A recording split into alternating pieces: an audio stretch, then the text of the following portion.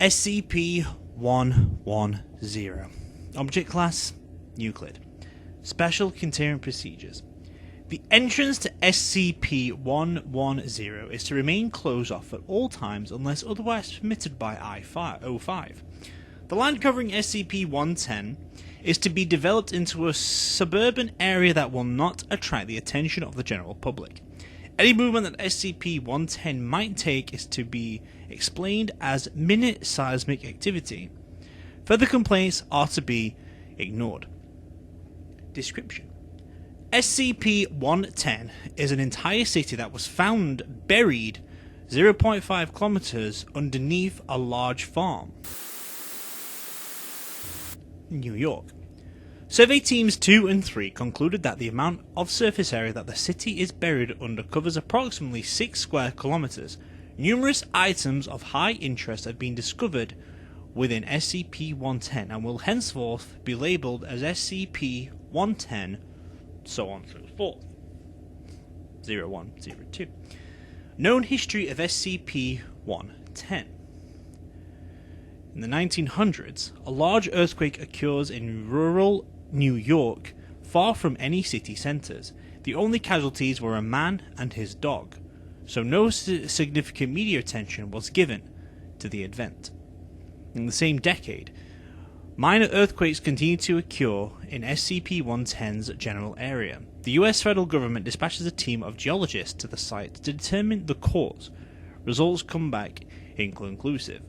Later the same decade, SCP Excavation Team 3 is ordered to investigate the site. Upon arrival, the team is greeted by SCP-11001, who is then determined and moved for further questioning. Later the decade, information gained from SCP-11001 and another SCP reveal that there has been a large temporal disturbance in the area of SCP-110 that has been causing earthquakes due to displacement of soil and rock. Another SCP excavation team is sent to the site. In the 21st century, however, after many months of work, SCP excavation teams 04 and 05 are only able to reveal the strong, impenetrable, concrete-like shell of SCP-110. Investigation is halted until further information becomes available.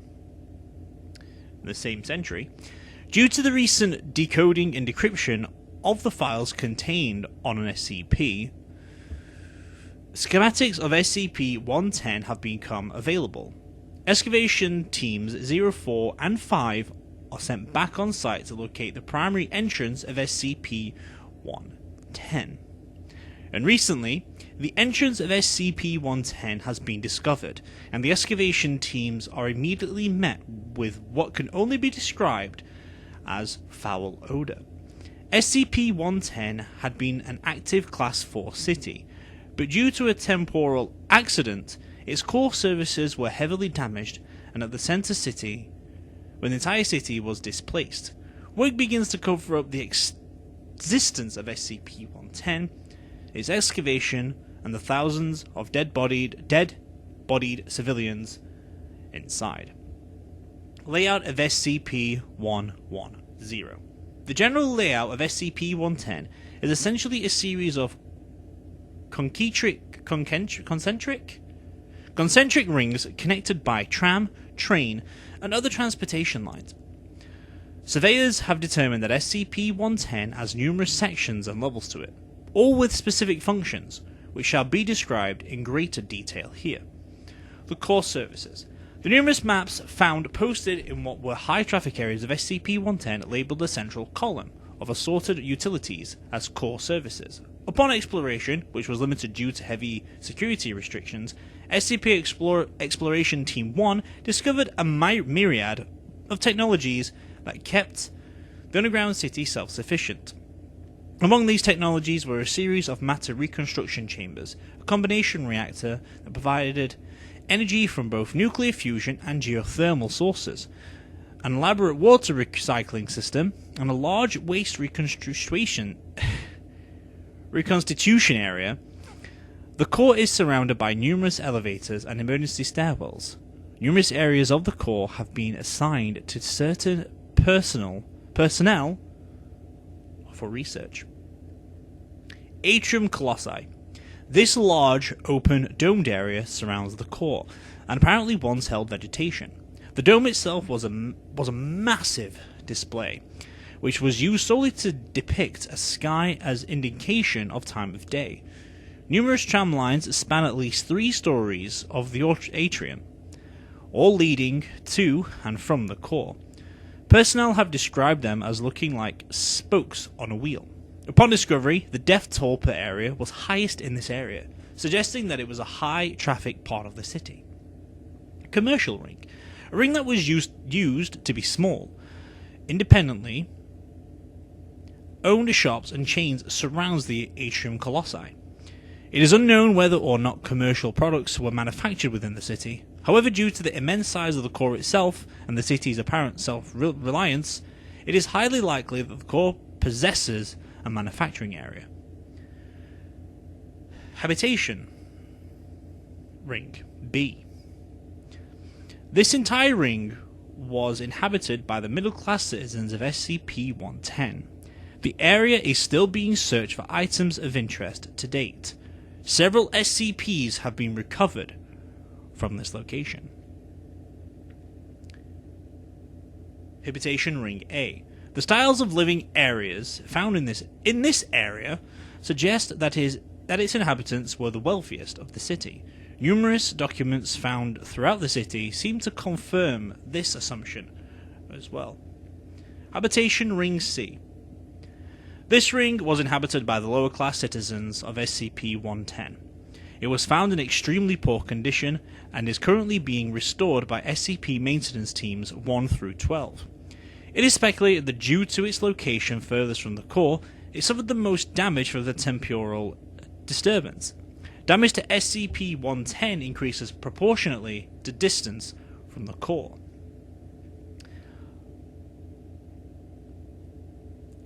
Atria Virgas. As so named by numerous maps, this atria were only slightly smaller in area than Atrium Colossi, and provided an estimated 80% of all foodstuffs to the population of SCP-110.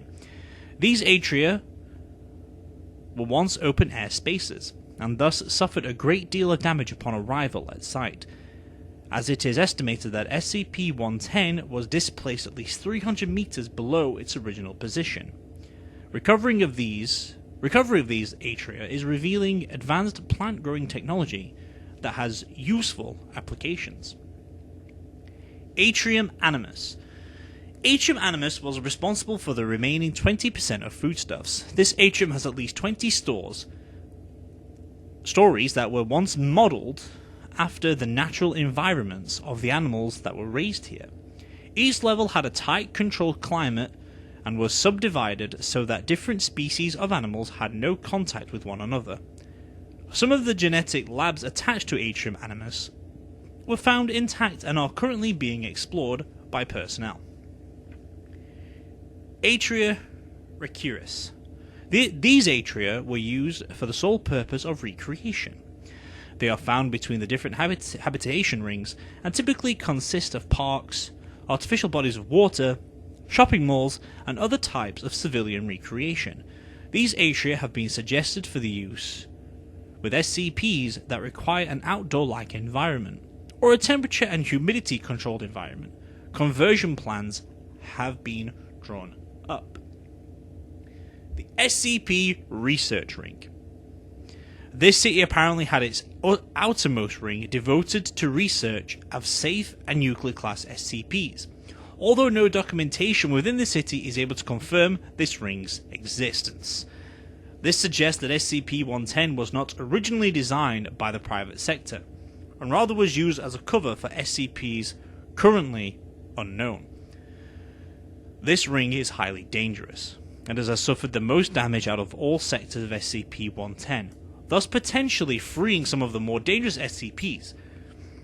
Only 2 members of SCP Exploration Team 3 have survived exploring the ring. Their accounts are contained within Document 110F. Architectural styles of SCP-110. SCP-110 has been confirmed to be of human origin, and all materials used in its construction are terrestrial. The architectural styles of SCP-110 seems to vary depending on location. The main styles are listed below. The core surfaces use a utilitarian design. The atrium colossi, a Greco-Roman revival, applies to all the atria as well. The commercial ring, which is postmodern. The Habitation Ring A, which is Art Deco. Habitation Ring B, which is Expressionism. Habitation Ring C is utilitarian. And the SCP Research Ring is too damaged to determine what kind of look they were going for. The different architectural styles of SCP-110 create a problem when attempting to ascertain the general era in which it was built. The earliest documents found claim that the city was built. Document 001. The last note. To those who find this document, my name is Stephen Kolsnick.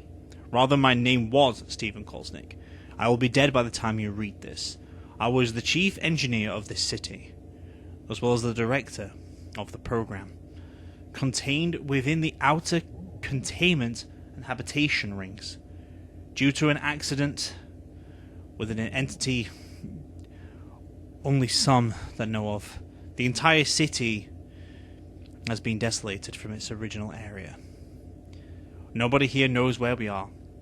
From what I have been able to observe, the outer rings have sustained heavy damage, and their contents are threatening the inhabitants of the inner rings. Though we are surely doomed anyway, as the core has sustained heavy damage. 3 of the main life-sustaining services contained within the core are damaged beyond reasonable repair. Any attempts to repair them would take more than what we have left to live. Life support systems will go down soon. I would estimate that they have between 4 to 10 hours of function left. So whoever finds this, contain the beast as best you can. Do not follow the same mistakes as our containment procedures had. If you do, you shall regret it. List of notable SCPs found within SCP-110.